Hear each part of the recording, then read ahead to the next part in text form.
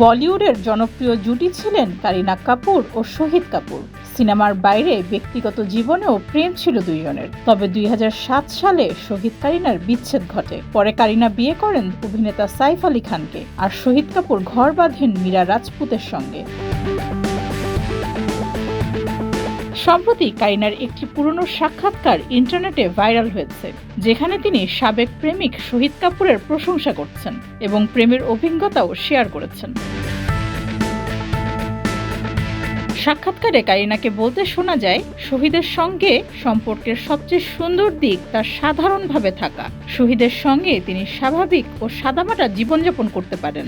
কাজের ব্যস্ততার কারণে একসঙ্গে সময় কাটাতে না পারলেও তারা প্রতিটি ডেট উপভোগ করতেন। সাক্ষাৎকারে বর্তমানে 2 সন্তানের মা কারিনা আরও জানান, শহীদের সঙ্গে কাটানো সব মুহূর্তই তার কাছে গুরুত্বপূর্ণ। এমনকি তিনি স্বাভাবিকভাবে কাজ করতে ও বাঁচতে পেরেছিলেন সেই সম্পর্কের মধ্যেও। তবে একটি মজার তথ্য দিয়ে কারিনা জানান, উচ্চতা ও গতির ভয় থাকায় কখনো শহীদের বাইকে তিনি ওঠেননি।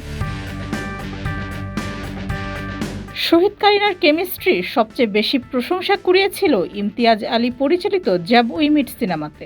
বিচ্ছেদের পর আবারও দুজনকে একসঙ্গে দেখা যায় 2016 সালে উড়তা পাঞ্জাব সিনেমায়। তবে এ সিনেমায় একসঙ্গে মুখোমুখি কোনো সিন ছিল না শহীদ কারিনার। ডেস্ক রিপোর্ট, যুগের চিন্তা।